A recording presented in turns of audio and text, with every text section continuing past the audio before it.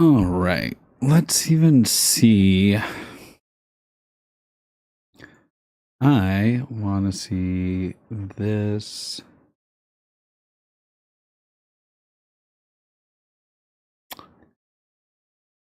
Trying to see if I can see if I'm actually even live right now on.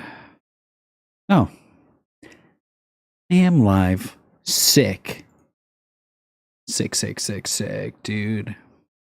Hell yeah.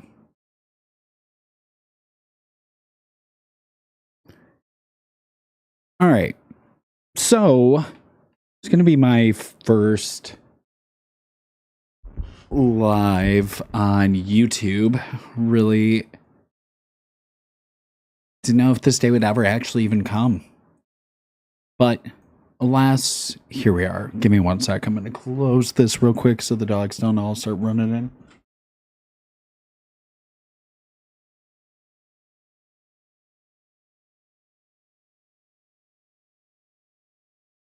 Alrighty. Was my. Hold on.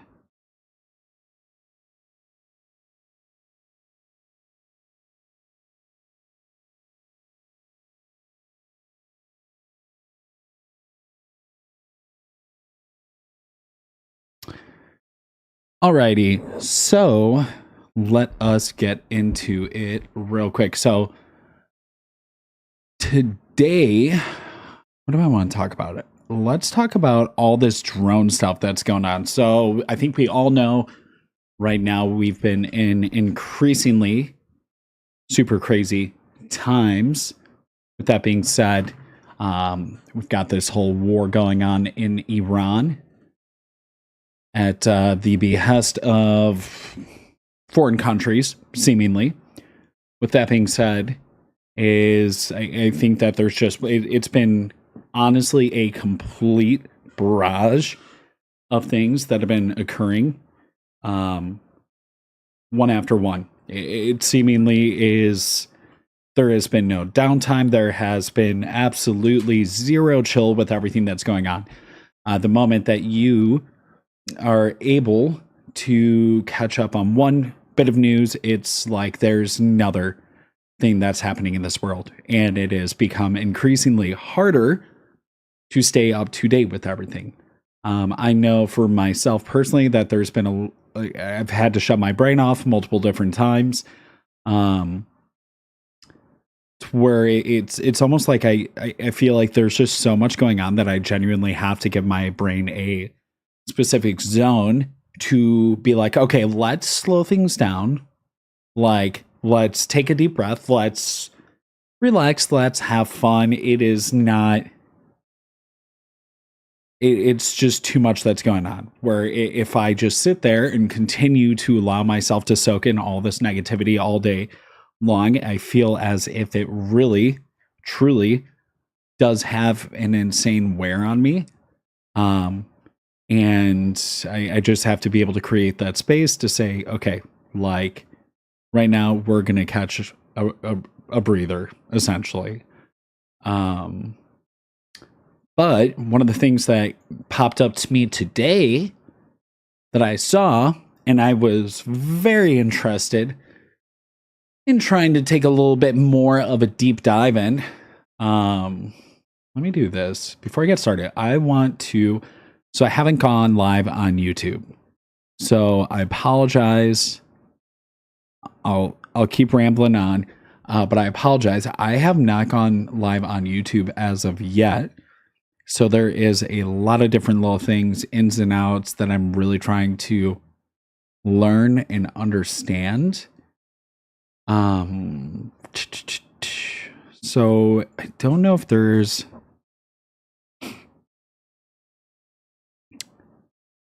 Go live. I am live.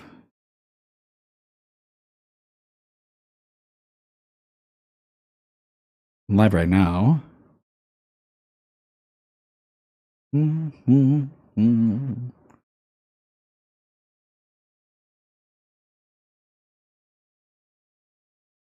So strange. Okay. I'm going to just go back to this and click into there and whatever. Okay.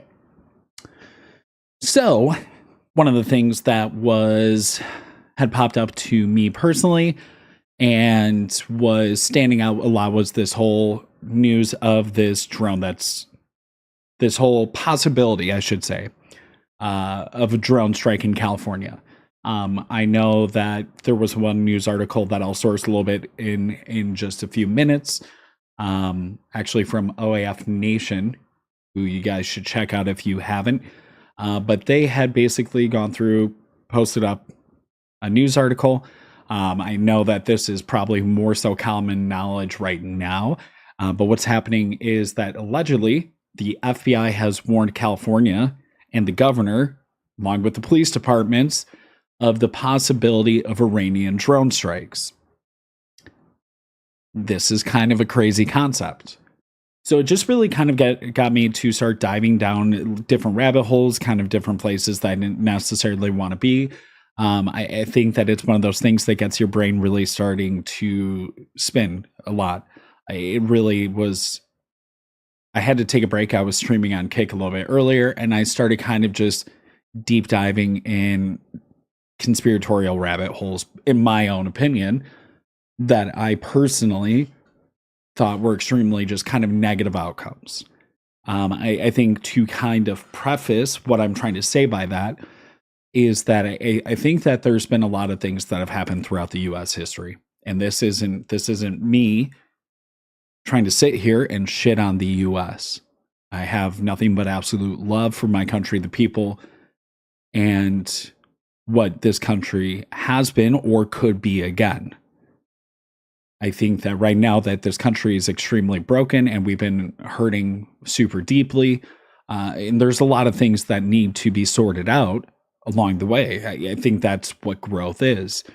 Now, there is a sense of when things are broken, there's a tough time, a tough period that you have to be able to go through to be able to get back to, a stronger part of, our history, or a stronger part of who we are as a country.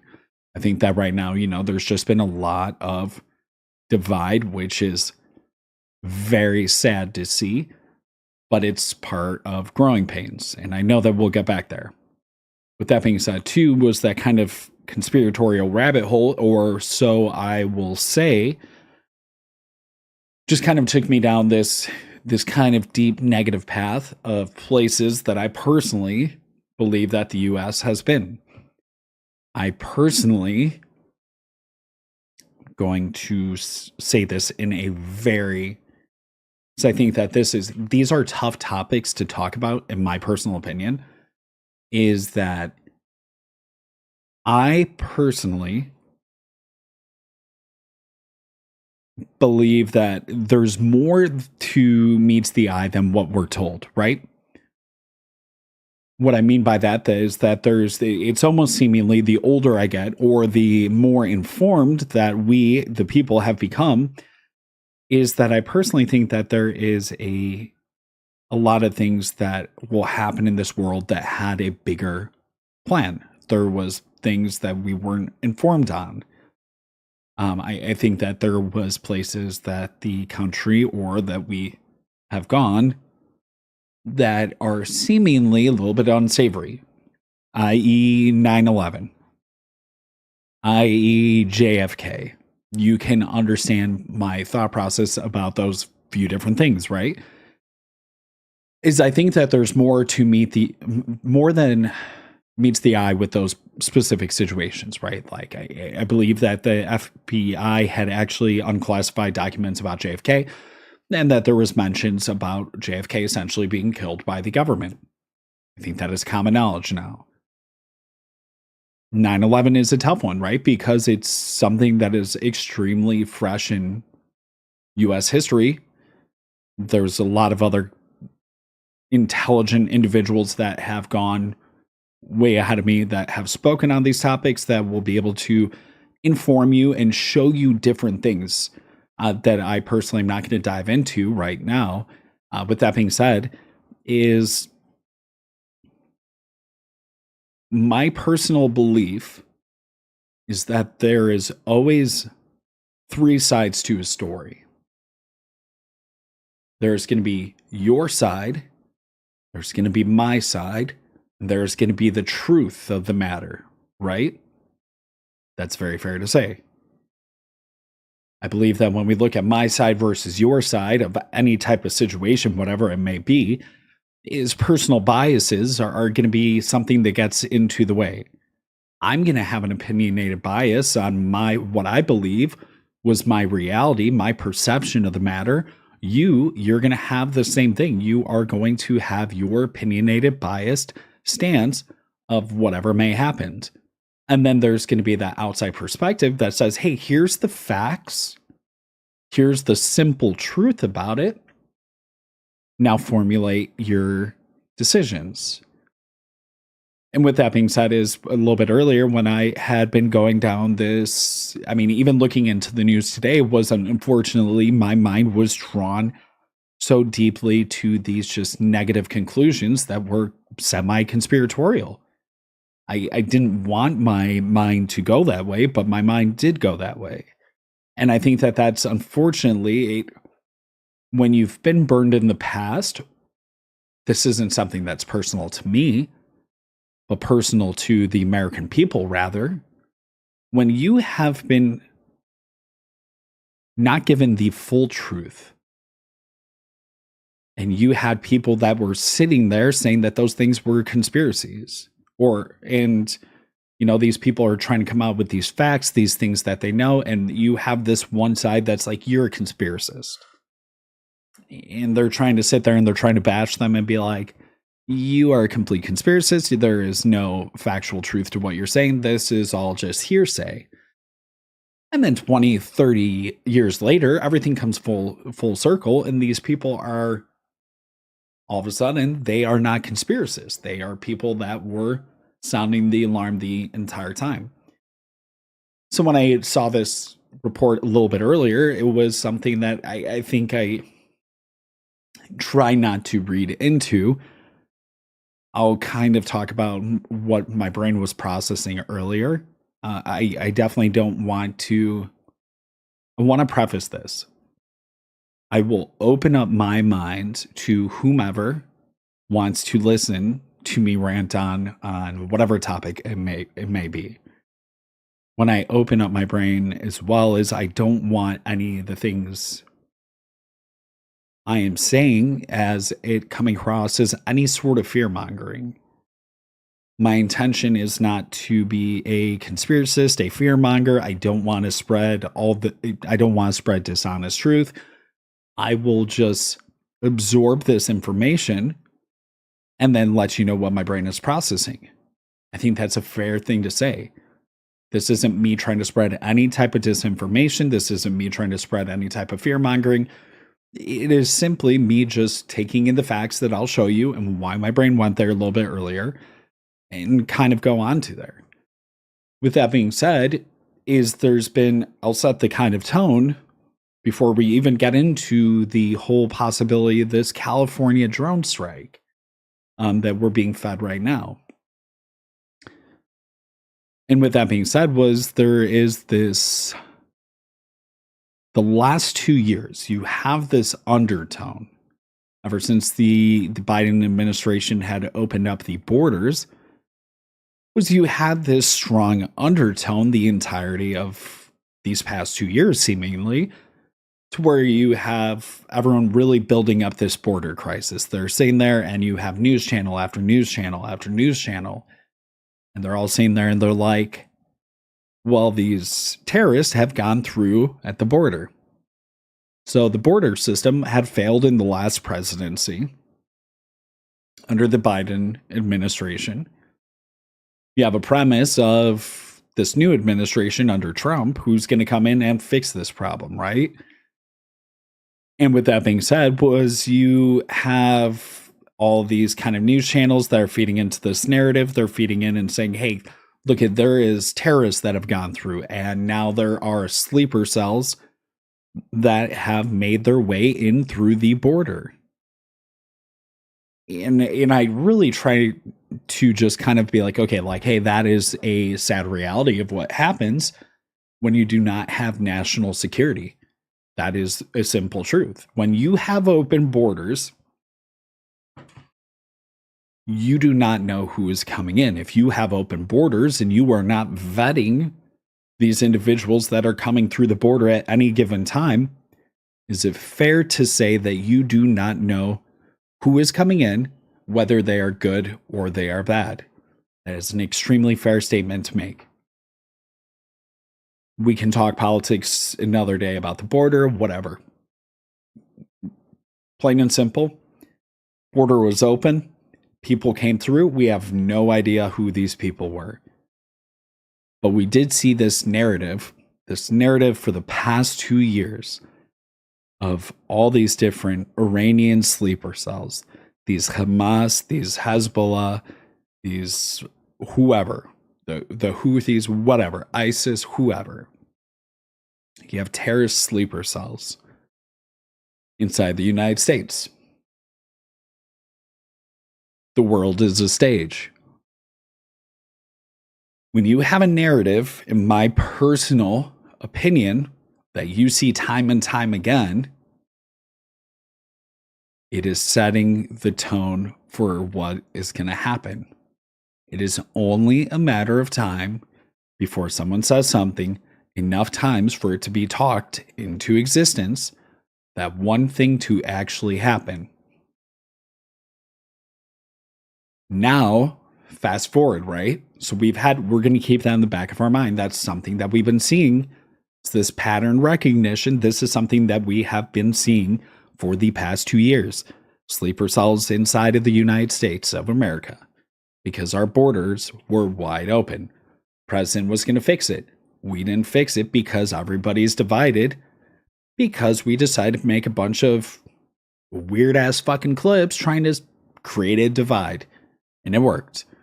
So now you have all these people in here. You had an attempt to be able to get these people out. There's been no numbers that have been released of any of these people being taken outside the country. Whatever. They tried. Now you see this narrative again where it's, hey guys, these sleeper cells are inside the United States. And guess what just happened? We started bombing their country. So all these sleeper cells that are inside of the United States of America for the past 2 years are now here. And we just bombed their country. It's the same thing as what happened once we decide to start bombing their country. They started sending out retaliatory strikes. So it also makes sense to say that if you are going to attack someone, that those sleeper cells would start to wake up. And those sleeper cells would start to have an attack at different places across the United States of America.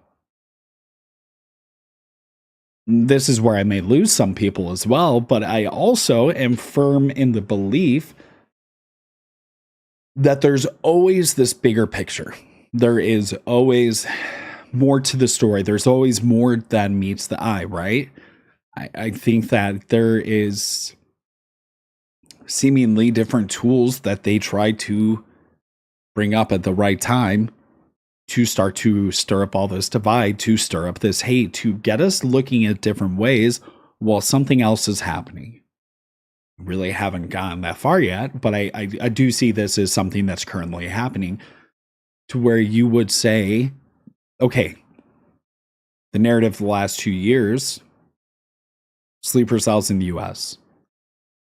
Narrative past 10, 12 days, we've been bombing and having strikes on Iran. So guess what, guys? You've got to be on the alert. Those sleeper cells that have been here for 2 years, so they say, are going to start attacking you. And seemingly right on cue, what starts to happen?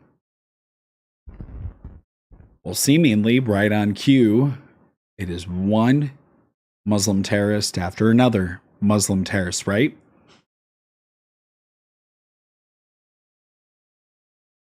Is it right?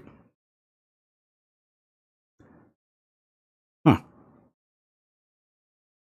Personally,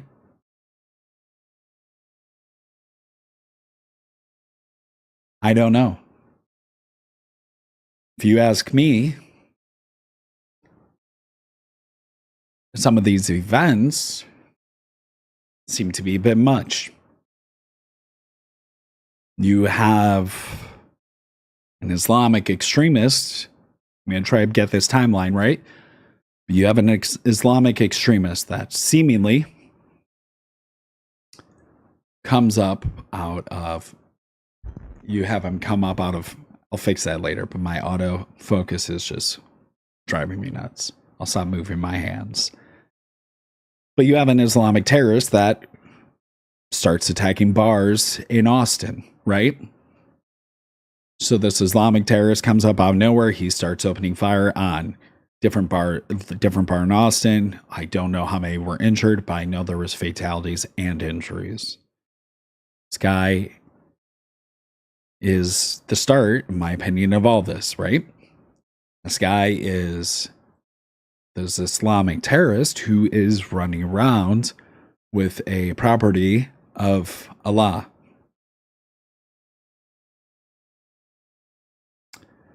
Was he an Islamic terrorist, or are we trying to paint a picture?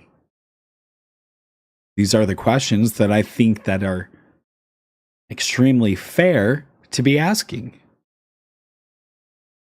This isn't conspiratorial. This is me, given the history of our country. I hate to word things like that, right? Because once upon a time when I was younger, I raised my right hand. My military career was anything from what I thought it would be, was not anything that ever took off. So I'm just going to preface that right now, right? But young me grew up in small town America, in my opinion, right? To this very day, I love America. I want nothing but the best for America. And I have this romanticized view of this country and how great it is and how great we could be. Right now, this country is very divided. So with that in mind, I unfortunately still have to ask myself the simple question. Are we trying to paint a narrative? Or was this guy an Islamic extremist that just up out of nowhere, right time, right place, right time, we're striking Iran, just decides to open fire on bars in Austin?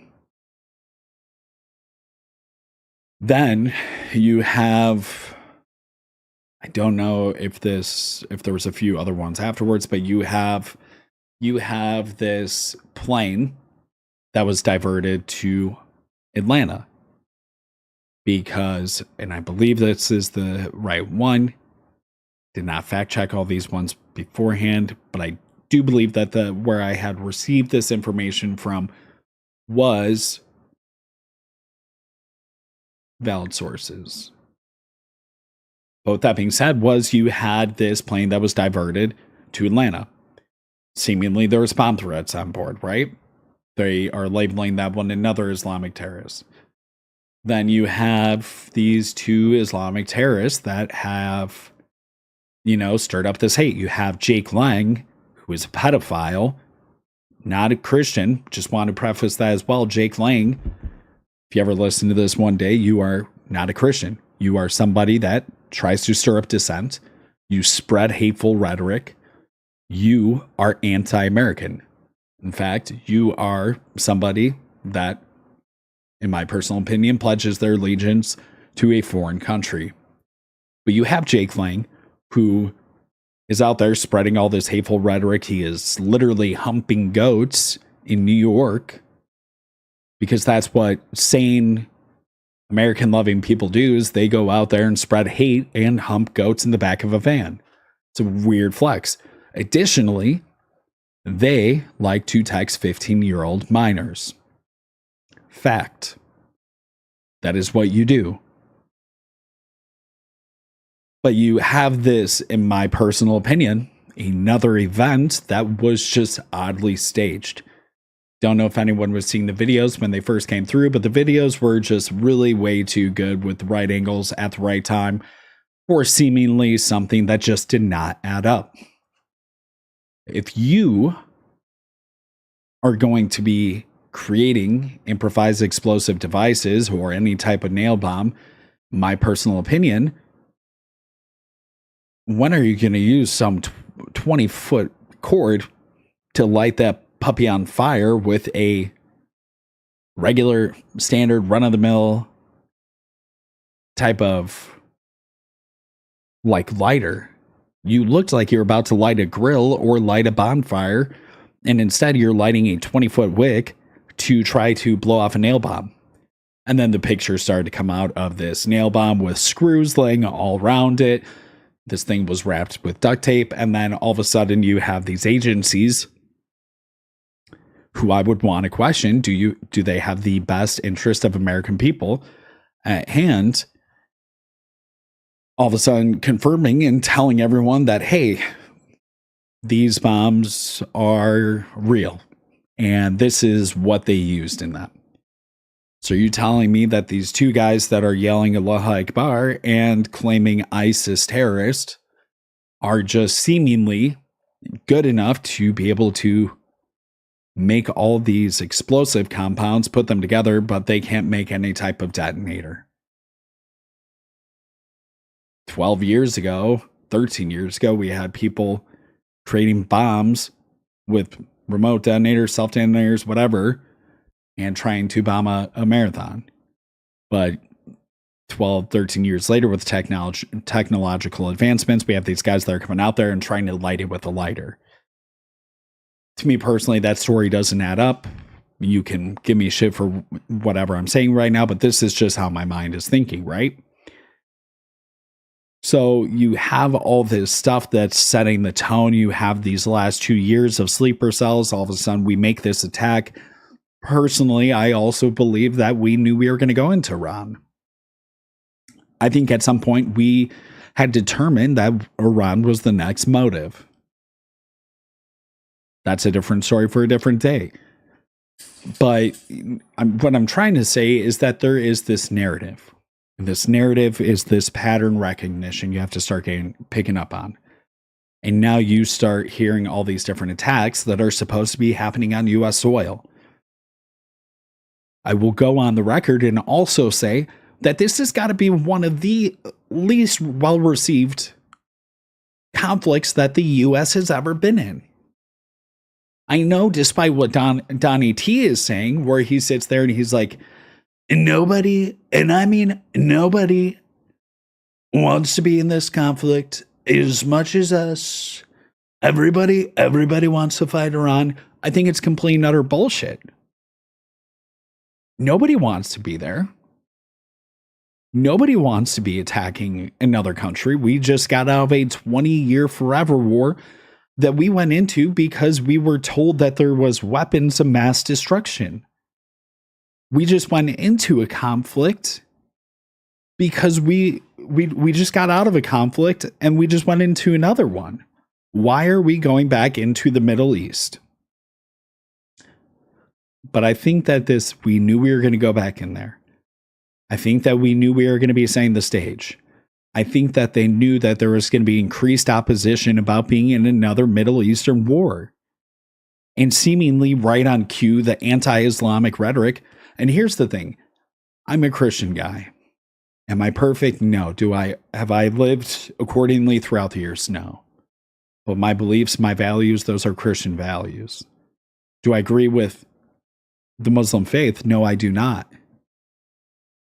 Do I denounce any of them or hate any Muslims because of their faith and their beliefs? I do not. Do I think that it's a mighty fine tool for the U.S. government to utilize this anti-Islamic rhetoric to kind of stir up more dissent, more divide across the U.S. people?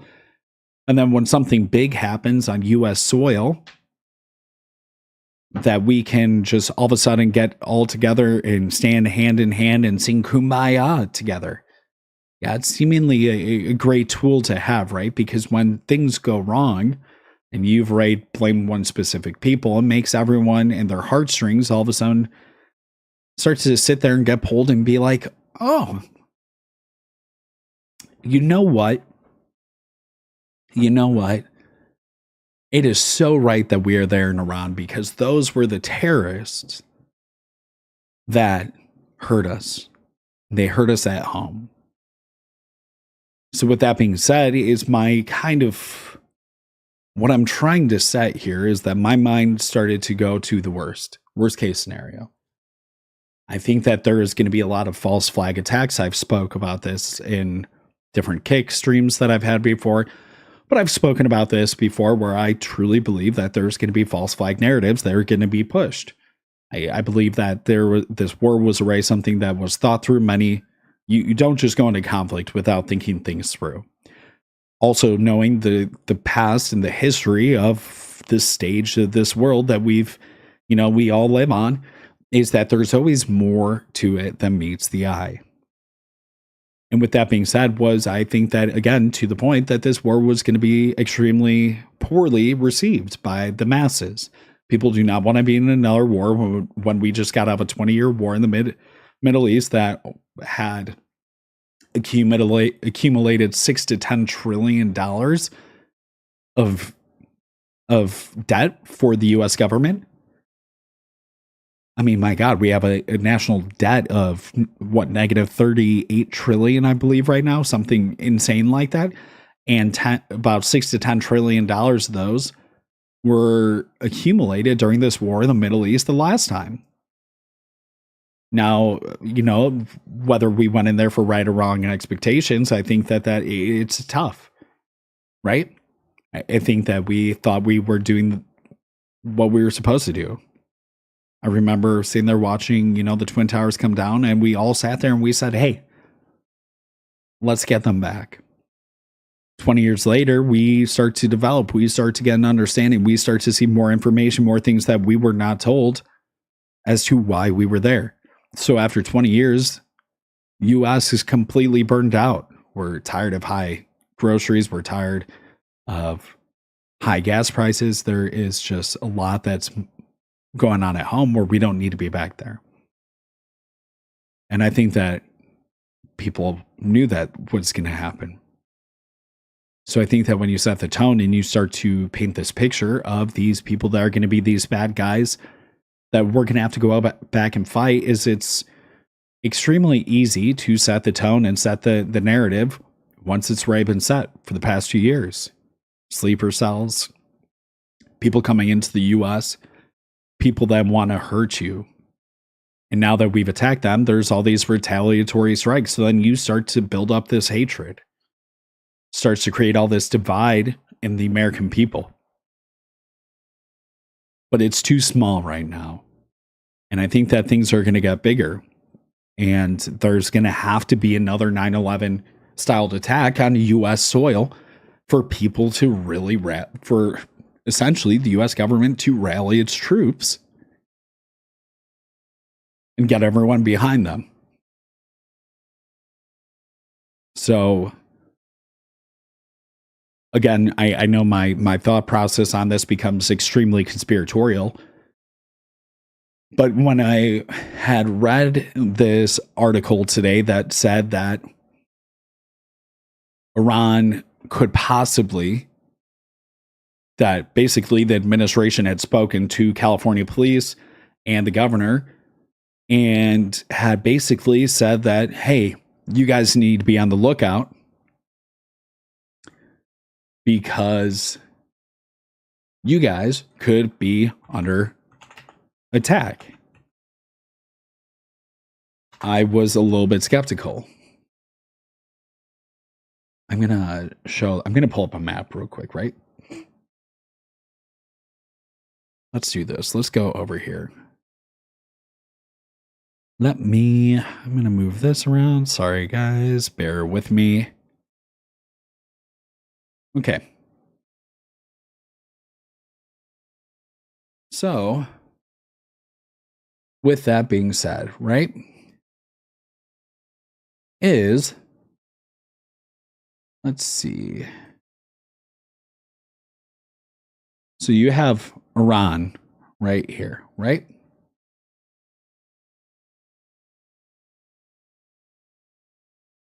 Iran is right here, right next to Iraq, all the way over there. So, what seemingly would be the easiest way for them to attack us would be attacking all the way past here and then somehow shooting all the way across to California. And I'm going to zoom in a little bit more. But California is right here, right? Good old Scottsdale area. California is right here. You're going to tell me that Iran somehow able to shoot past Hawaii, they're able to shoot past China, Bangladesh, India, all these different countries, Pakistan, and somehow be able to strike California. Well, that's what we were told. And again, this article was on OAF Nation. OAF Nation does an incredibly great job at what they... Let me move that real quick. OAF Nation does an incredibly great job at putting out valid resources. In my opinion, never had anything that's come back as a not true article from them. They also have a lot of great things going on their website. Shout out to them. But with that being said, is you have, again, FBI warned California police of possible seaborne drone attack by Iran. So, goes on to say, President Donald Trump said on Wednesday he was not worried about Iran-backed attacks on U.S. soil, as the Federal Bureau of Investigation warned of Iranian drones potentially striking the U.S. West Coast. This is what ABC said. The U.S. and Israel carried out airstrikes on Iran nearly 2 weeks ago, launching the Gulf region into a war. Tehran has carried out retaliatory strikes in response to the U.S.-Israeli strikes that killed top Iranian officials, including the country's supreme leader, Khamenei. When asked on Wednesday if he was worried that Iran may increase its retaliation to include strikes on U.S. soil, Trump told reporters, "No, I'm not." ABC News later reported that the FBI had warned police departments in California that Iran could retaliate for U.S. attacks by launching drones at the West Coast. So now you have Kash Patel and the FBI that's been reaching out and already talking to, and this is something that Trump has been briefed on by, for sure, 100%. He has been briefed on this. But you have Kash Patel's FBI that's going on to say, hey, look, you guys should be on the lookout. You guys may inquire different drone strikes, and they might hit U.S. mainland in California. Now, California is a super heavily populated state. For those of you that do not know, there is quite a bit of people that live in that state. A lot of them do live close to the coastline. It is a gorgeous state. If it wasn't as populated, it'd be much prettier. But it's a super gorgeous state that has a lot of coastline that is just seemingly wide open. Given I do not, as of right now, do not believe that we have anything like the Iron Dome, which countries like Israel have, right? So you have all this coastline that's seemingly unguarded because nobody's ever fucked with the U.s.a. The FBI thinks that that is something that could happen, however. So they go on to say, we've recently acquired information that as of early February 2026, Iran allegedly aspired to conduct a surprise attack using unmanned aerial vehicles from an unidentified vessel off the coast of the United States homeland, specifically against unspecified targets in California, in the event that the U.S. conducted strikes against Iran. So they're going on and saying, hey, we had this understanding that if we had attacked Iran, there are going to be somehow unidentified vessels off the coastland or off the coast of California that are going to be able to send up these unarmed vehicles or unarmed drones, rather, or unmanned drones to use those to attack the US mainland. This is something that they were saying could be a possibility. They go on to say, we have no additional information on the timing, method, target, or perpetrators of this alleged attack. Spokespeople for the FBI, Los Angeles Police Department, California governor, and Los Angeles mayor did not immediately respond to requests for comments. Reuters reported earlier this month that Iran and its proxies could target the U.S. with attacks in response to U.S. strikes. A threat assessment produced by the Office of Intelligence and Analysis at the Department of Homeland Security said Iran and its proxies probably pose a threat of targeted attacks on the United States, although a large-scale physical attack was unlikely. The reason why this stuck out to me so much was because the drones that we would be getting hit with would be this right here. This is the Shahed. And the Shahed, and I'll show you right here, has a range anywhere from 2,000 to 2,500 kilometers range. Does not have that big of a range, right? So for the only way for it to actually hit California,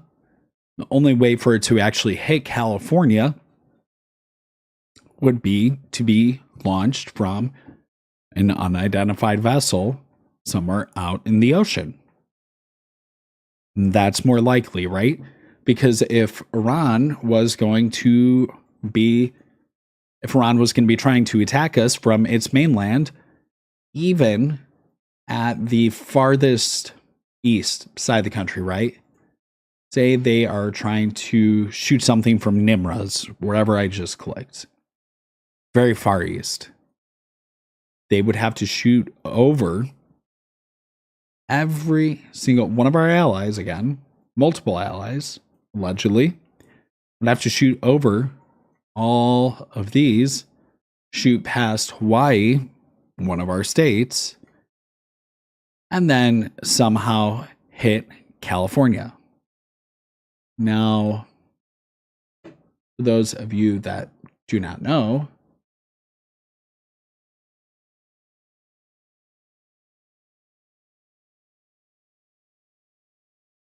let's see.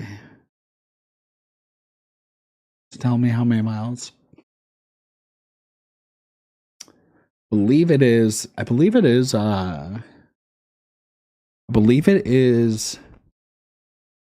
roughly 7,000 miles away.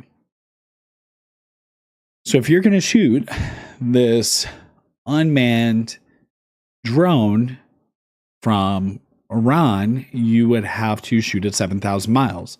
But guys, that makes zero sense given the farthest it can shoot is anywhere from 1,200 to 1,600 miles. So then you bring in the boat. That's a possibility. However, I mean, there's a few things that just don't really add up for me. Is if you are going to attack our coast, we also have a lot of the Navy in California. But as of right now, over 50% of the Navy or the naval forces, over 50% of the naval forces are currently in the Middle East. We have over 50% of our Navy assets in Europe and the Middle East surrounding Iran because we thought it necessary to attack Iran.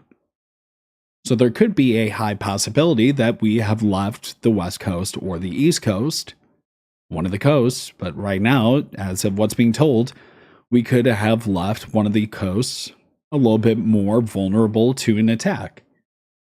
Again, there are bases, Air Force bases, naval bases, Marine Corps bases all along the coastline as well.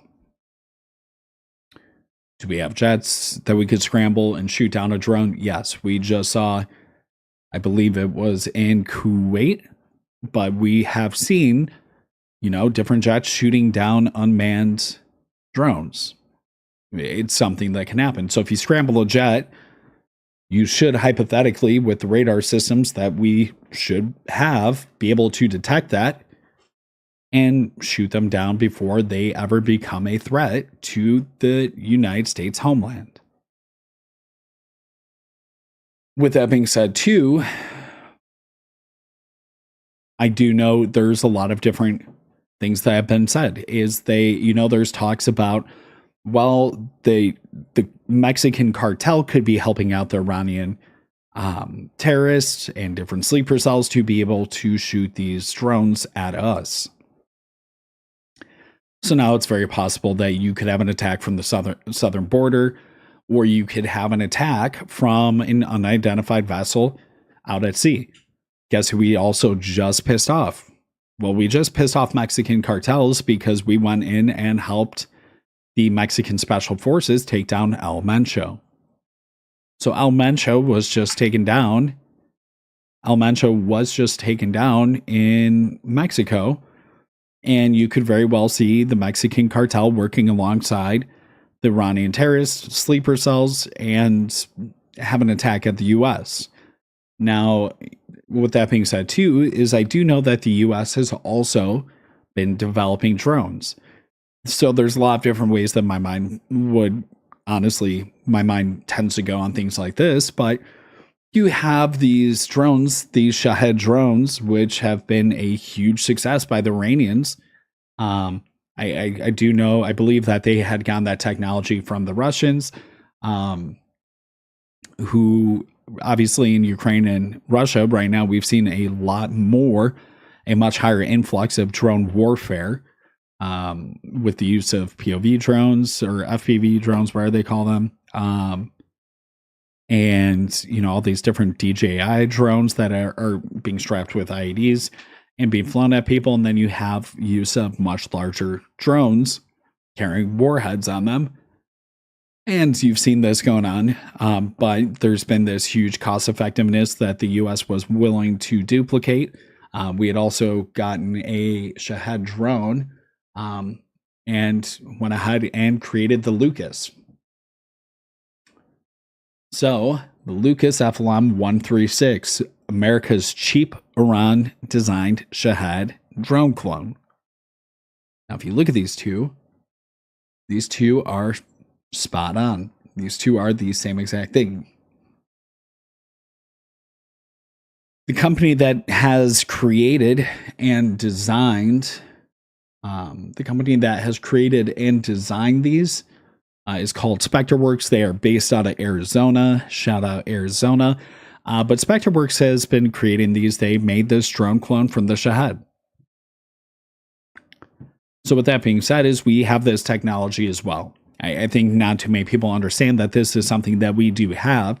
When you start to think about Iranian drones, you're like, okay, well, yeah, but this is what we're seeing in the news right now, that I think people fail to realize that the U.S. has also just duplicated this drone and created it.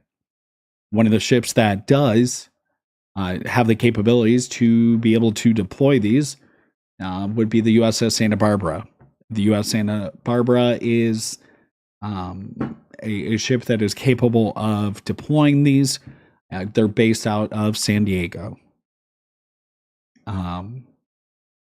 With that being said, here are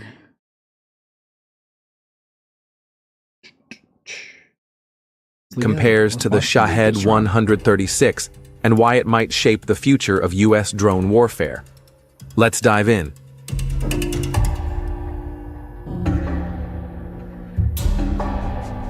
I don't know if you guys can hear this, but we'll watch this.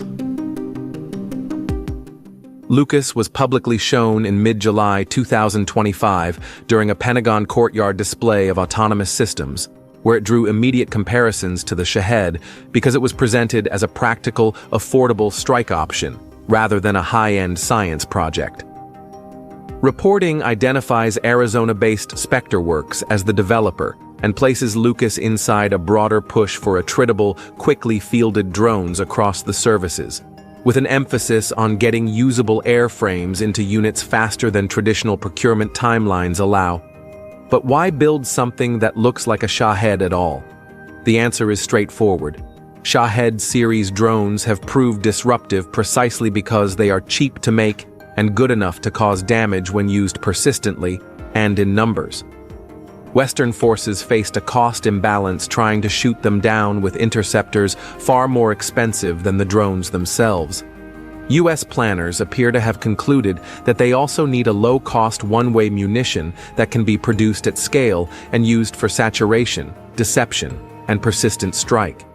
That is the gap Lucas is meant to fill. Lucas adopts a delta-wing platform with a rear propeller and a compact fuselage, closely resembling the Shahed's aerodynamic silhouette. Several reports describe it as a mid-size Group 3 UAS, which keeps size and complexity well below large, high-altitude vehicles, while preserving meaningful range and payload. Multiple sources also highlight a modular, open architecture that allows payload swaps for different missions, including explosive warheads for one-way attack, electro-optical or infrared sensors for reconnaissance, and communications packages for relay. It can be ground or vehicle launched from simple rails, enabling quick employment from austere sites. Networking is another repeated theme. Lucas is described as able to operate inside a mesh communications environment, acting as a relay node when needed, and coordinating with other uncrewed systems. That makes it more than a single expendable weapon. It can help extend connectivity in contested areas, support swarming tactics, and feed targeting or battle damage assessment back to commanders.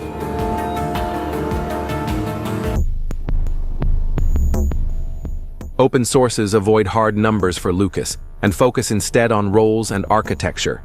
By contrast, the Shahed 136's broad outlines are well known from battlefield use. It is a long-range one-way drone with a piston engine, a compact warhead, and navigation based on simple guidance that is good enough for fixed targets, fielded in large numbers to saturate defenses. Lucas appears to mirror that logic while aiming to add better reliability, more consistent guidance, and more options for payload and networking. Several accounts also note that Lucas can serve as a realistic threat emulator for training against Shahed-style raids, a role that benefits from visual and flight profile similarity to the Iranian type.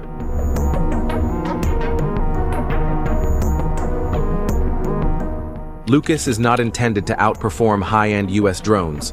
Its value lies in cost efficiency, mass deployment, and operational persistence. When fielded in swarms, these drones can saturate air defenses and create openings for other assets. Units can also use them for repeated harassment of fixed infrastructure that would be too expensive to strike repeatedly with cruise missiles. Because Lucas can be ground or vehicle launched without a runway, launch teams can disperse and complicate enemy targeting. In maritime scenarios, particularly in the Indo-Pacific where distances are large and bases are vulnerable, expendable networked drones that can fly hundreds of miles become useful for scouting, for forcing the opponent to spend interceptors, and for creating dilemmas for air defense operators across multiple axes and altitudes. Several reports emphasize that the Pentagon is fast-tracking attritable drones through accelerated pathways, aiming to move concepts into operational use in a fraction of traditional timelines. And Lucas is presented within that context, with public reporting noting a rapid glide from prototype to production readiness. Faster cycles matter because loitering munitions are evolving quickly, and their utility depends on availability at scale rather than perfect performance in small numbers. If you build it, a few people will come. Welcome. The biggest unknown is performance under fire. But can Lucas navigate when GPS is jammed and data links are degraded? A few things that I'm talking about. Public material does not yet confirm alternative navigation modes or terminal seekers, so accuracy against moving or relocatable targets remains unproven. Pricing is also unclear. There is no official unit cost, and public reporting sticks to terms like low cost or budget-minded. Forbes notes that matching the Shahed's very low price point is difficult inside U.S. supply chains, even with commercial components, because labor compliance and quality controls tend to push costs up. Some coverage speculates that Lucas aims for the low five-figure to sub-$100,000 range, but that remains unconfirmed and will depend on production volume and payload choices. As of right the now, practical test is whether commanders can buy and lose them in quantity without stressing budgets. As of right now, I do know that the U.S. has gotten costs down to $25,000 to $50,000 per strike, which is roughly right around what Iran's drones are running. Has shown the value of simple, affordable systems used in quantity. Lucas signals a complementary track that values numbers, quick fielding, and good enough performance when used en masse. It is a tactical adaptation to how drones are actually being used in high-intensity conflicts, not a wholesale shift in doctrine. If the networking and modularity deliver as reported, the same airframe can thicken U.S. kill chains, absorb enemy interceptors, and help push data across contested airspace. If the costs and timelines slip, the gap that Lucas is meant to fill will remain. Lucas does not try to outclass the Shahed 136 with exotic technology. It tries to beat it on practicality, availability, and integration. As low-cost loitering munitions keep shaping modern battlefields, this is the U.S. bet on mass and adaptability. What do you think? Is this the right direction for U.S. drone forces, or should investment stay focused on higher-end systems? So, let us know in the comments. Again, with that being said, was the Shahed drone was basically super praised, right? You had the Shahed drone that was completely praised by the U.S. military. They're like, wow, when we are shooting off different warheads, we're shooting off these different Patriot missile interceptors. These missiles are anywhere from $1 million to $4 million per shot, right? So cost effectiveness in a field of battle is something that's extremely important. That is something that you would want to, would be something that you would want to make sure that you're managing the cost of. Now, with that being said, is you have companies like SpectreWorks, which is based out of Arizona. SpectreWorks was able to, once the U.S. military had their hands on top of, once the U.S. military had their hands in, let me pull this up real quick. Sorry about that. But once you had the U.S. military that was able to get their hands on the Shahed drone from Iran and duplicate it, SpectreWorks was able to make it, and they made a cost-effective version of the drone. So the U.S. also has this technology. The fact that we're talking about, hey, Iran might strike us with a weapon that's only able to reach 1,600 miles at the max length, it doesn't really make sense, right? You have this understanding that what they're trying to push right now in the narrative is that we're going to be seeing more Iranian strikes, more Muslim strikes, more sleeper cells awakening. I think it's a complete crock of BS, personally. This is another narration that we've seen unfold. This is, for those of you guys that don't know and who are joining, this is something that we have seen growing, something that's unfolding currently. I personally am not buying into it. And I want everyone to be able to be informed to understand that companies like SpectreWorks have also created the spitting image of this drone.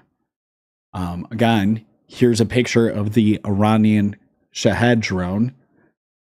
This would be the drone that was created. This is the Lucas FLM 136. This is the same exact design of the Shahed drone. These two are spitting images. There is really no difference on it. So again, to the point, when you have a country that is 7,000 miles away on the closest attack to California, and a weapon that is only able to reach a max distance of 1,600 miles, it would make sense when they're trying to push a narrative, though, that says, hey, this weapon would be launched from possibly an unidentified vessel in the middle of the ocean. Well, cool. That's what our Navy is supposed to be there for, right?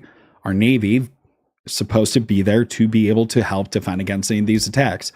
California also has plenty of Air Force bases. They have Air Force, Navy, Marine Corps, Coast Guard, all the different bases, right? There's Army bases. There is any bit of the military you can imagine is out on the West Coast. So if you're going to attack the US mainland through California and different places because it's heavily populated and heavily dense, seemingly we would be able to defend against that attack, except for the simple fact that over 50% of our Navy, along with many other assets, is currently in the Middle East because we are in a war that we should not have engaged in. So now when you have all these different narratives being pushed, building this anti-Muslim rhetoric, it would only make sense if there was another 9/11 style attack that happened on the US mainland via Iranian drones. But I want people, and this isn't me trying to go down some conspiratorial rabbit hole because I can do that all day long. I truly want to ask these questions and bring to light the things that we do have in the US that people don't understand. To the point, the Shahed drone is also the spitting image of the Lucas FLM-136, which was created in Arizona. Again, for those of you that are just joining on, the u.s.a. Santa Barbara, which is based out of San Diego, is a ship which is capable of shooting these different drones. It would be extreme conjecture to say that the U.S. military, along with the U.S. government, would plan an attack against the U.S. citizens. But crazier things have happened in the U.S., right? There has been crazier things that have happened. 9/11 was not an inside job. Was it? I don't know, George W. You tell us. Was it Osama bin Laden that attacked us? Saddam Hussein and his terrible regime that he had that wanted to just strike down every American citizen?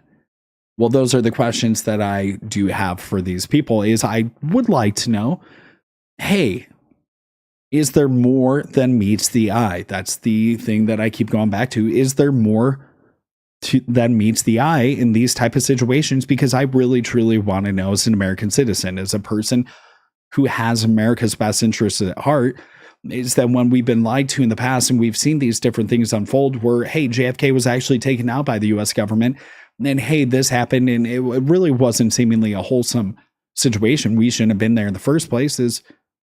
Can bad things like that happen again? Is the U.S. government above that? Is the U.S. government actually somebody that would be able to pull off something like that and not feel any type of remorse?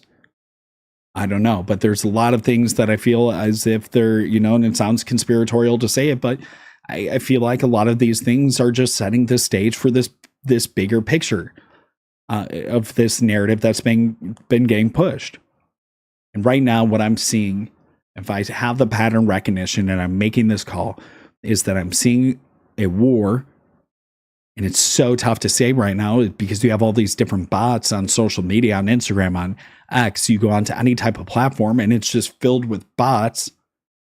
So it really does become hard to even discern those that want to be there versus those that don't want to be there. But right now, the general gist of what I'm picking up is that people do not want to be in the Middle East again. We were just there for 20 years.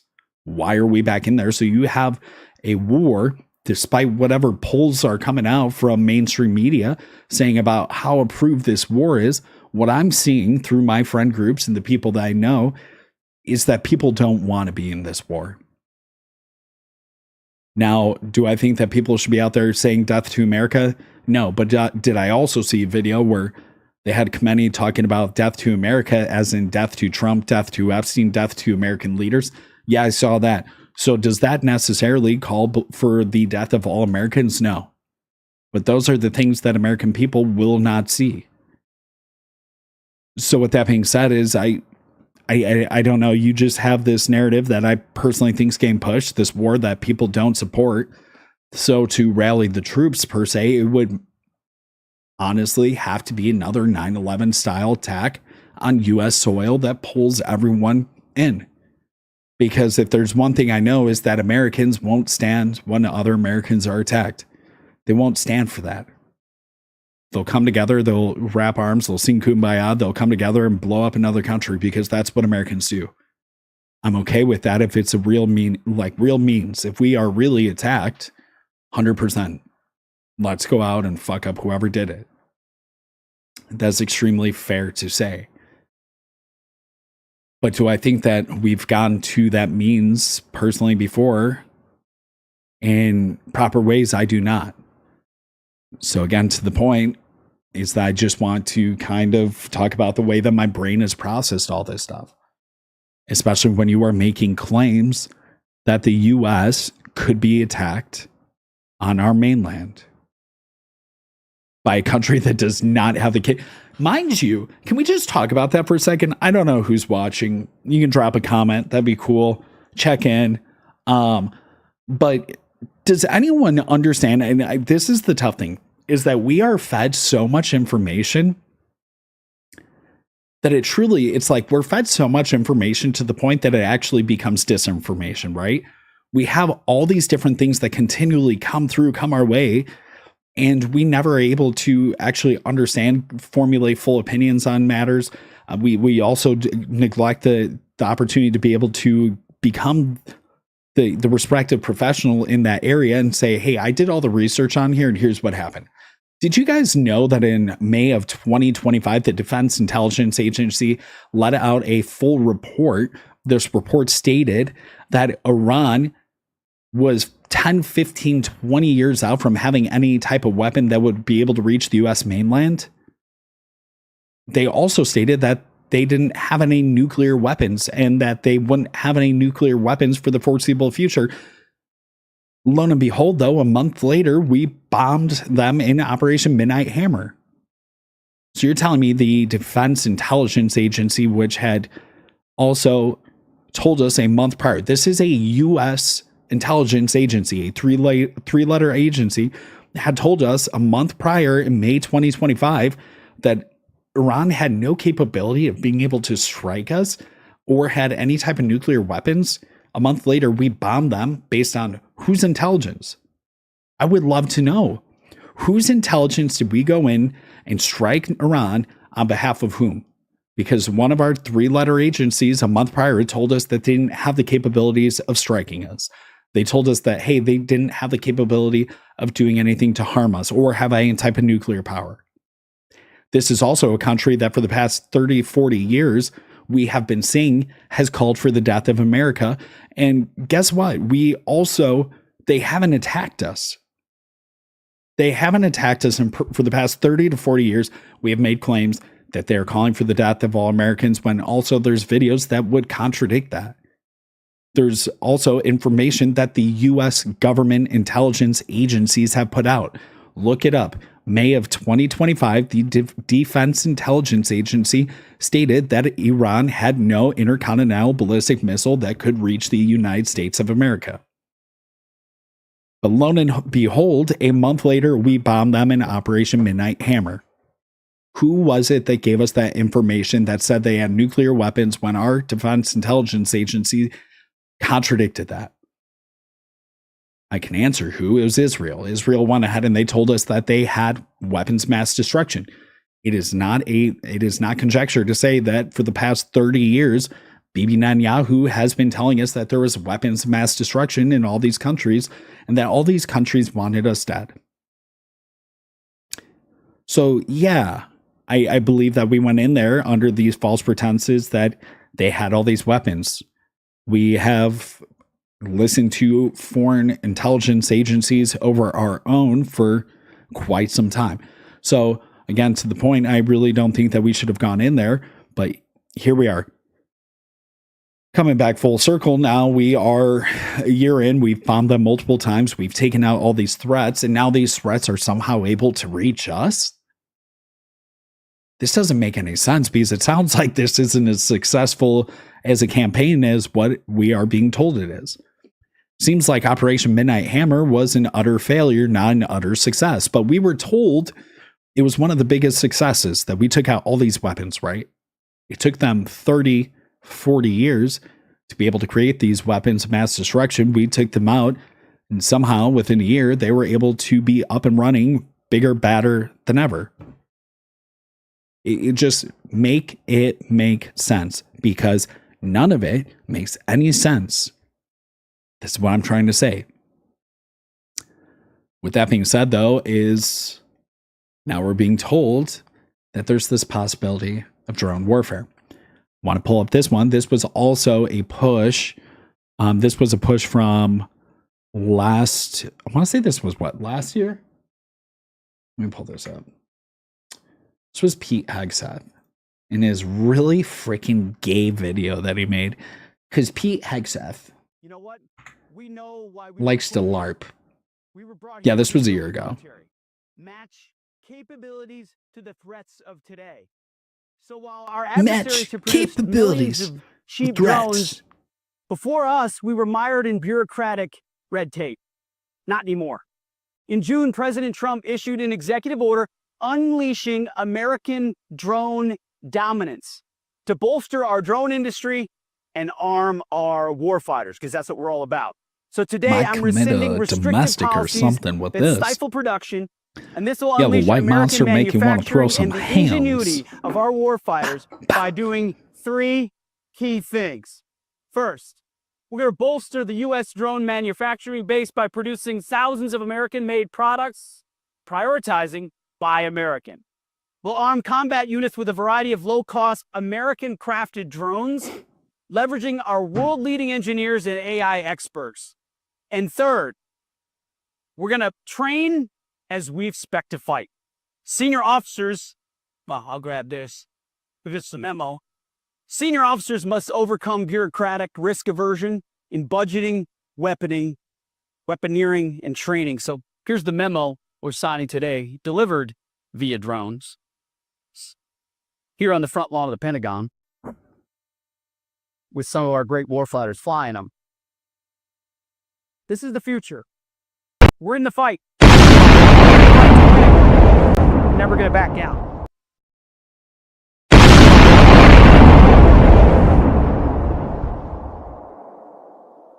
Look at that thing go. But anyways, you guys heard it there first. Obviously, there was that huge push from, and I'm not saying it was a bad push. I think that if anyone is pushing the technological advancements in any type of war, in any type of battlefield, that we need to match that. And we, as the United States of America, should push technology further than it's gone before. We should never have any other country that is more technologically advanced than us.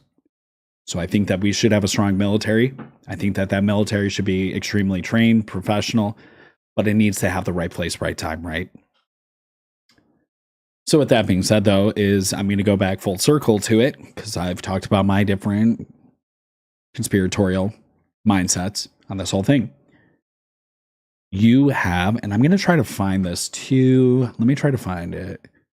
You have this huge push, though, that the FBI was telling California police, California governor, and Gavin Newsom, everybody hates him, coming out where they are trying to tell us that, hey, you guys are possibly in this range for gang attacks by Iranian drones. I'm going to try and pull this up real quick.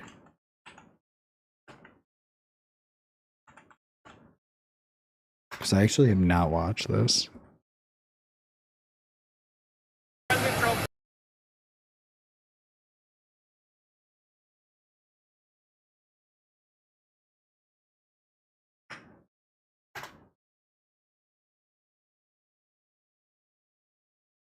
Law enforcement put out about let's watch this one. About this bulletin that some law enforcement put out about a possible Iran revenge plot in California, where there would be some kind of a boat offshore launching drones towards the. It's being investigated, but you have a lot of things happening, and all we can do is take them as they come. And the war itself is being prosecuted as well as anybody has ever seen, and this is other countries telling me too. Big countries, powerful countries, they said they've never seen anything like it. And they also agree with what I'm doing. They say it's nobody's seen evil it. Country, and it's been and they 47 said, years. Donald, how do you do it so good? I don't even know. It's quite impressive. No, I know. Everybody wants to know. Donald, how do you do it?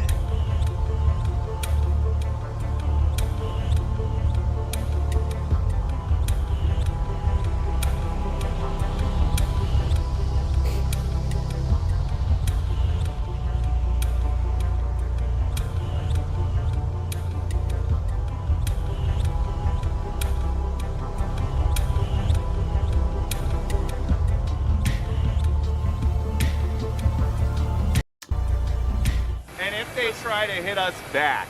Have you been briefed about how many Iran sleeper cells there could be inside the U.S. right now? I have been, and a lot of people came in through Biden with this stupid open border. But we know where most of them are. So this is the stuff I'm talking about, guys, right?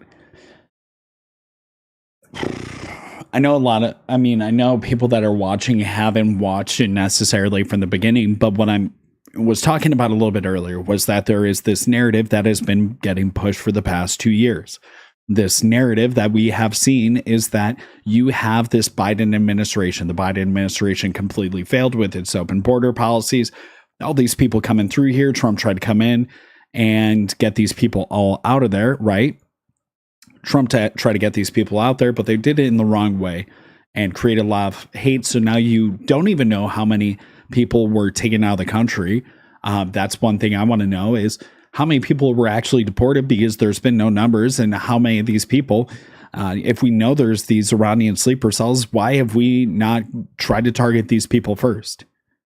So you have this narration that's been pushed for the past few years of 15 million people that came into the United States of America. How many of them were part of different sleeper cells? And if they were, why were we not targeting them first? Every single presidency that I can remember has had different ICE removals. Tom Homan has worked under different presidencies.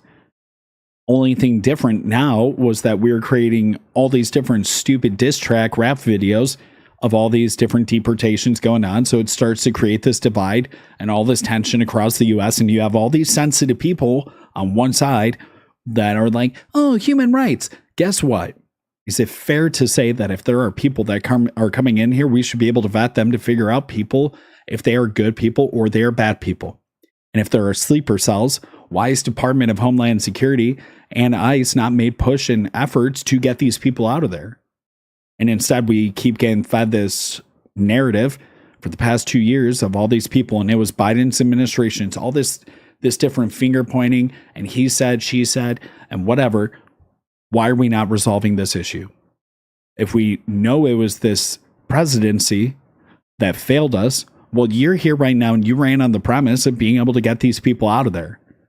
But now, because midterms are coming up, you stop doing different deportations. DHS isn't even currently funded right now because there's this big filibuster and we're trying to push this America Save Act so we can trans kids with parental consent. But we're not doing deportations right now. We have no set number of how many people have actually been deported. And we know this is an issue.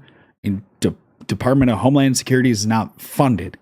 So who's keeping an eye on all these sleeper cells if they are here, and why did we not get them out?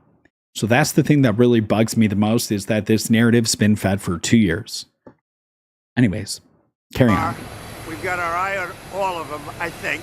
Is it dozens? They came in through the open border policies of Sleepy Joe Biden. And because Crooked Joe and Kamala and their band of cronies. And we've got our eyes on all of them, but the war itself is being prosecuted at a level that nobody sees. I hate politicians. It's pretty amazing. Politicians just like talking. They don't like problem solving.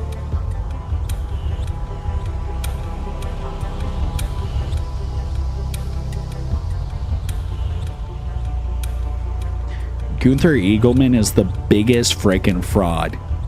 How much did you get paid for that post? $7,000? Eric Doherty, also $7,000. How much did you get paid for that post? $7,000? Better than $6 million. We had to come up with a new number.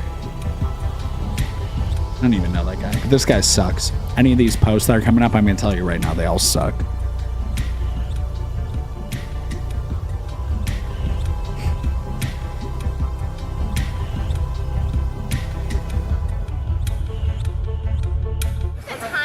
When you're planning to tap the Strategic Petroleum Reserve, a timeline of when that could happen? We're going to be doing it very quickly, and then we'll fill it up. We'll fill up our reserves. You know, if you remember, I filled them up, and then I had a deal to go at the highest level, a level that's never been, and Schumer and the Democrats for $25, and it was turned down. You remember that, Peter.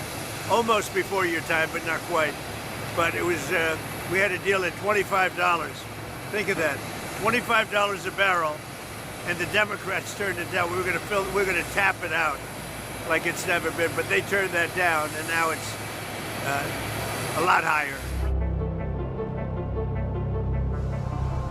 Trump spoke at Operation Epstein Fury at a rally. And as we take decisive action. But again, to the point, though, is there's this seemingly this big narration that's being fed. And I'll let you guys be able to formulate your own opinions. I'll tell you mine. Fact of the matter is we currently are being told that California runs a risk of being struck by Iranian drones. Fact of the matter is the Defense Intelligence Agency in May 2025 told us that there was no threats that could reach the U.S. mainland for another 15, 20 years. A month later, we bombed that country. We got rid of their nuclear plants. We got rid of any type of capability that would have been able to hit the U.S. mainland in Operation Midnight Hammer. So you're telling me that after we decide to start bombing them again and start getting all these threats, that they somehow are able to possibly attack the U.S. mainland, and that's why the FBI and Kash Patel are telling California police and California government that they could run the risk of getting attacked in California. Again, an insanely populated country or state. So this timeline, these facts, these things that are out there just really, and I'm going to pull this up too, because I'll just show you guys this. I wonder if I can find this.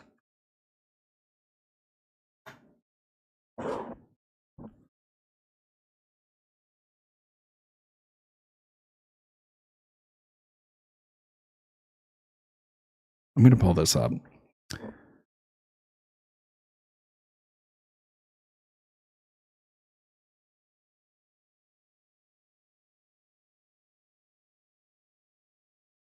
Stand by me. Allah Akbar! Allah Akbar! Allah Akbar! That's excessive. I figured out how to make little sound clips, and it's been so freaking fun. I love it. Where is it?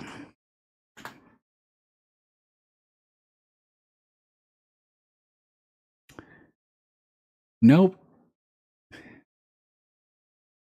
Why am I not able to find this? I did a stream.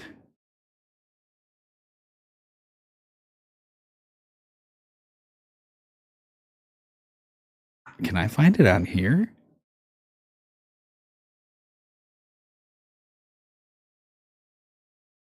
This is crazy.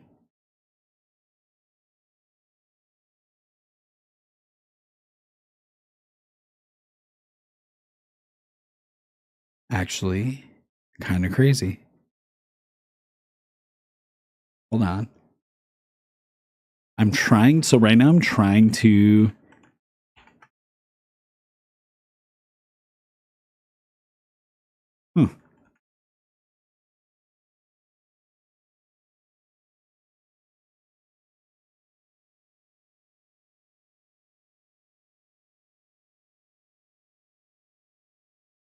Huh.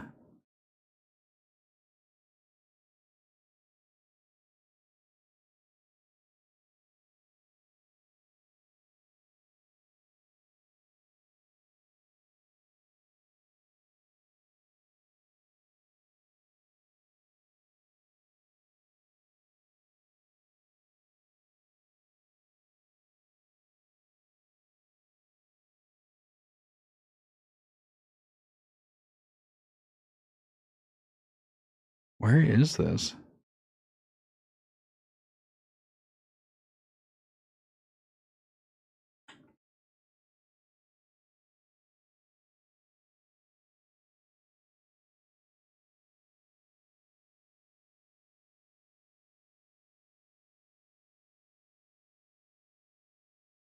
Okay. I'm going to have to find that one later. But that's crazy. I can't find it at all right now. About a week ago, that's actually going to bug me right now.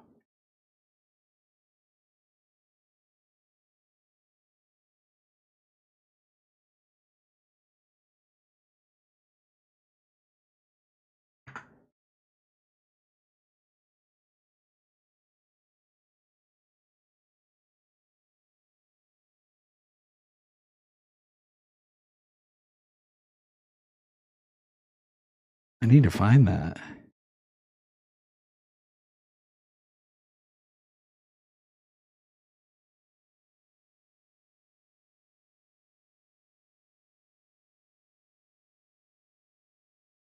Huh.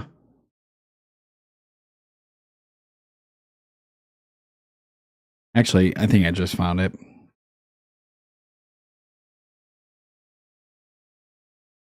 Allah Akbar! Allah Akbar! Allah Akbar!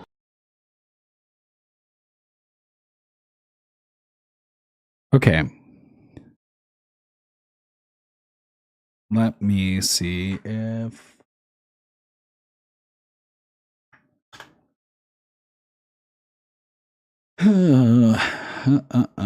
Okay. So, this right here was the 2025 Worldwide Threat Assessment by the Defense Intelligence Agency. This was prepared by Jeffrey Cruz, Lieutenant General of the U.S. Air Force.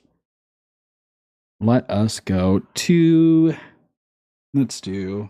Ooh, wait, can I click?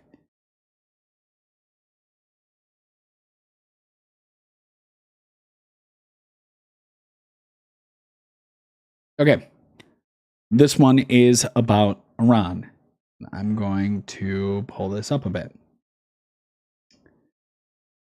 Right here. Right here, guys. Right here.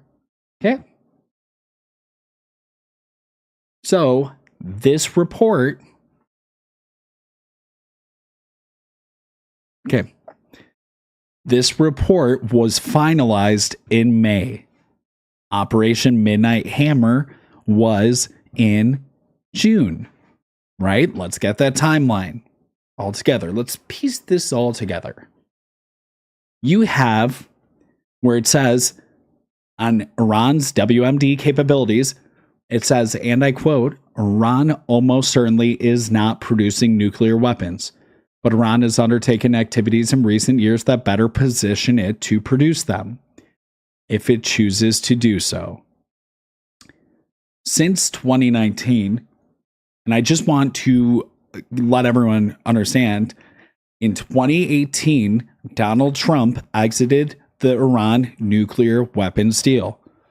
This Iran nuclear weapons deal also would have given the IAEA, I believe that's what it is, the IAEA, the oversight to see any type of nuclear production that was happening inside the country, which ergo would have given the U.S. any insight to any type of nuclear production that was happening inside of Iran during that time. But in this report that was given by the Defense Intelligence Agency, prepared to us by the Air Force, it states Iran almost is certainly not producing nuclear weapons, stating obviously that they had undertaken activities in recent years that better position it to produce them if it chooses to do so. Since 2019, Iran conducted activities that exceed previous Joint Comprehensive Plan of Action, the JCPOA limits, including increasing the size and enrichment levels of its uranium stockpile, producing small quantities of uranium metal, restricting international atomic energy agency monitoring to pre-JCPOA levels and expanding uranium enrichment at its Fort-Al fuel enrichment plant. These actions reduce the time required to produce sufficient weapons-grade uranium for a first nuclear device to probably less than 1 week. Iran also continues to pursue advancements related to its chemical and biological weapons programs. Iran senior leaders probably have not decided to restart its pre-2003 nuclear weapons program, but since April 2025, Iranian officials have threatened to revisit their nuclear doctrine if its nuclear facilities were attacked.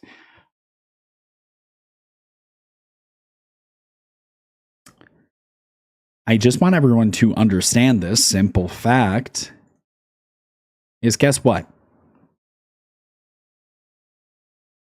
In this simple fact, we are told that it's not producing nuclear weapons. The enrichment has started to happen again. Iranian leaders also said that it did not decide to restart its pre-2003 nuclear weapons program. But since April 2025, they said that if they were going to get attacked, this is in April. This report was done in May. We bombed them in June.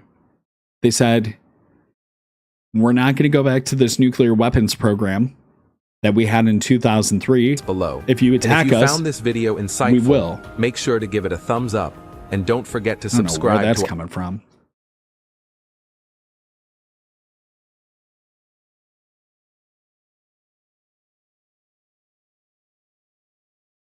Okay. Just had to turn that off. So isn't it odd that our defense intelligence agency is telling us, hey, they don't have any type of nuclear weapons programs, and then we go ahead and they also state, hey, that if you attack us, we will restart that program. They had nothing there, and then we went ahead and we bombed, allegedly, Fort-Al, amongst other places, in this seemingly super successful attack on them. It would only make sense that they stay true to their word. If they are attacked, they will go ahead. If they're going to attack, they're going to restart that program, the pre-2003 nuclear weapon program. So they did that. They did that. Okay.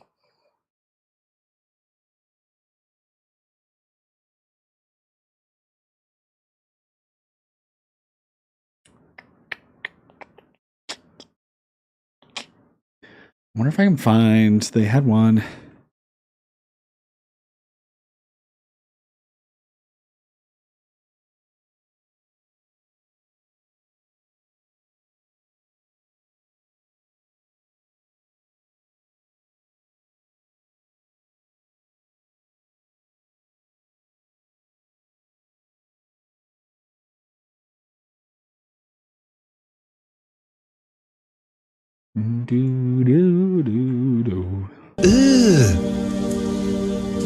Brother, what's that? There's also another What's that, brother? statement that was made too, and I'll have to find that one. I'm not going to find it right now. But there was another statement that was made that basically that Iran had no intercontinental ballistic missiles and they would not have that capability. Actually, I think it was on this one. I'll pull this one up too.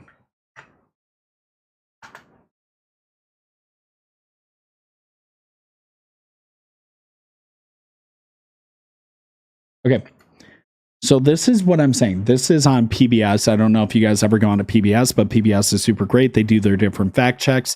Really, honestly, do like PBS, and I want to give them that shout out too. But right here, you can see it says the Defense Intelligence Agency released a missile threat assessment in May 2025 that said Iran could develop a long-range missile by 2035.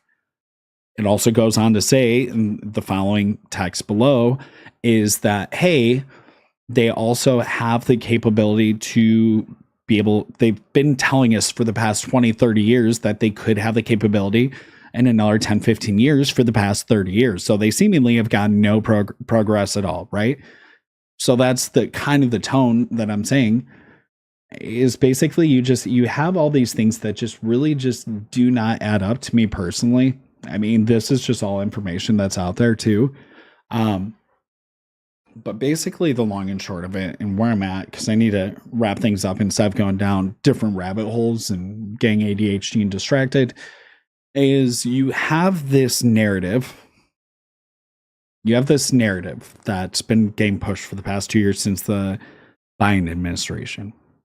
What they've been telling us is that for the past few years is that we have all these sleeper cells that made it into the United States of America.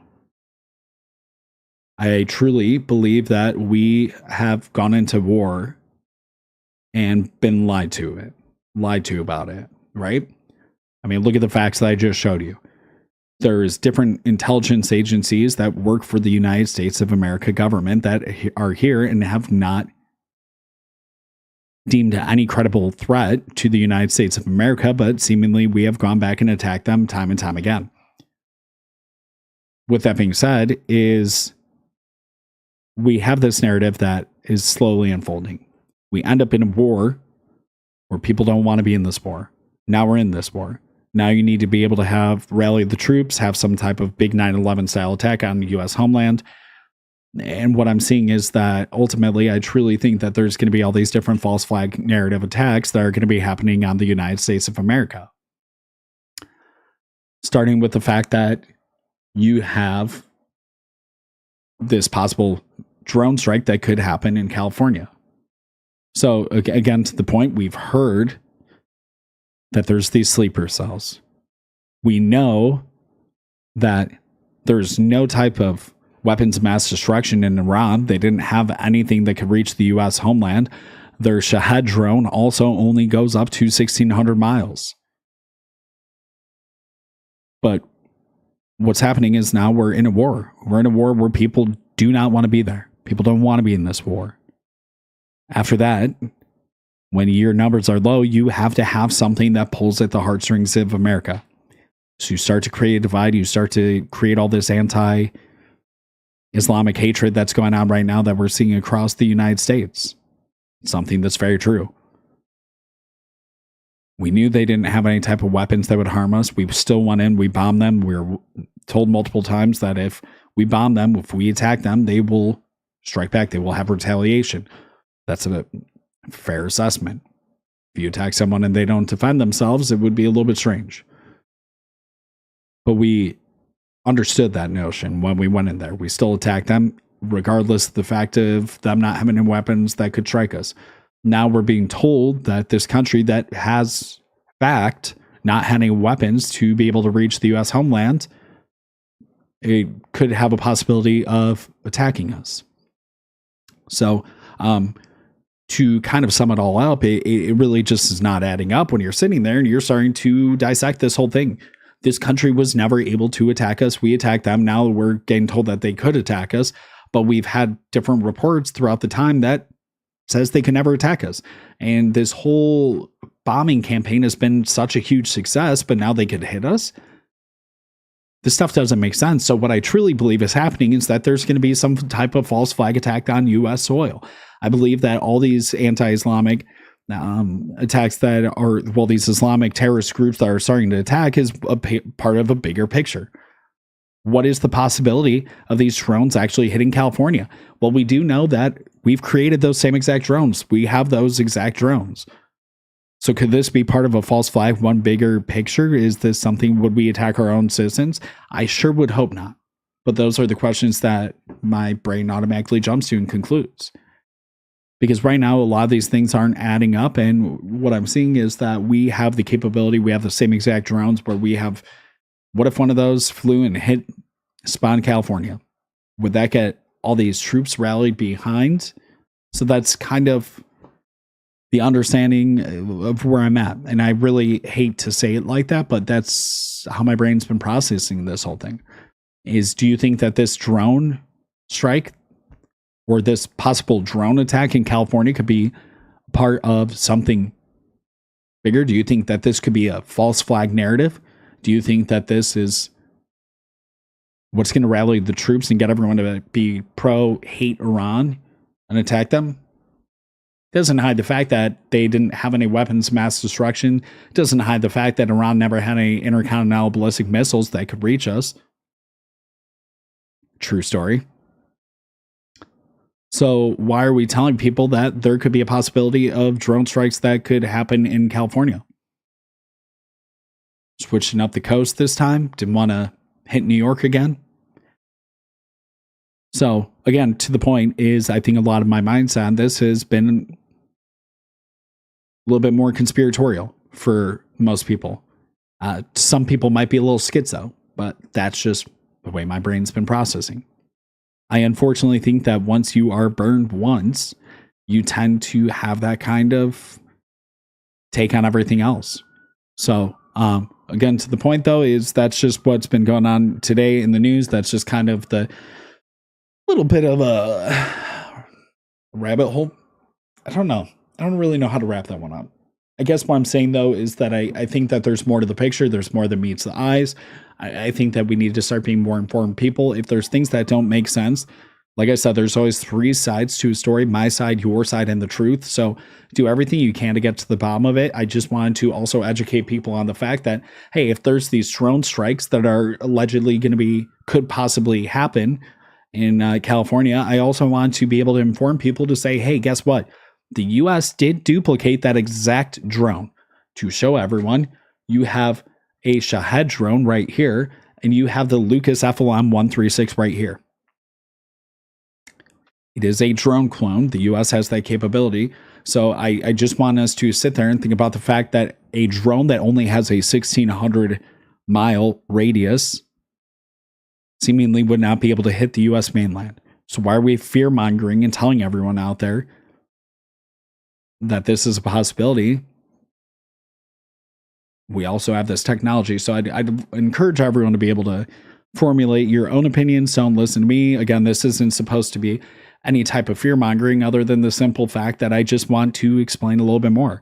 Want to show the fact that if there's going to be a threat, well, hey, guess what? We also have this capability in the U.S. arsenal.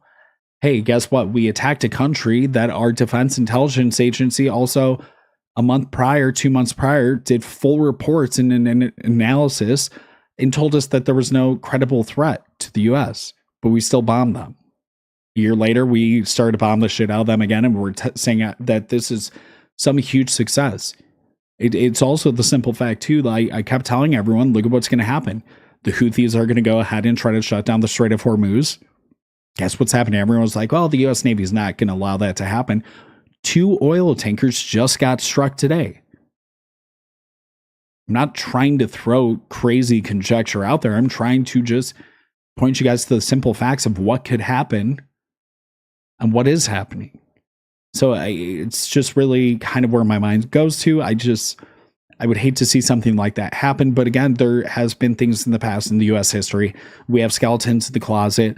And to the point, there's things that didn't add up in the past. Right now, things aren't adding up. So, for everyone that tuned in today, I know it was a bit all over the place. My brain kind of goes in 30 million different places. I'll try to dial it in a little bit better, create a little bit better structure. Again, there's just some different angles and things and facts I want to be able to talk about and pull up just so people get the gist of it. I know it was a little bit more of a long-winded rant as well. But for those of you that were able to sit there and watch it, I really appreciate you. It means a lot. I'm probably going to start trying to post more on YouTube. I've been getting some pretty good views on Kick, but I'm going to either try double down on Kick and YouTube just to try to get a little bit more content out there, just to kind of create some more stuff. But again, that's just my take on everything that's going on right now. So really, really do appreciate you guys. Why are you gay?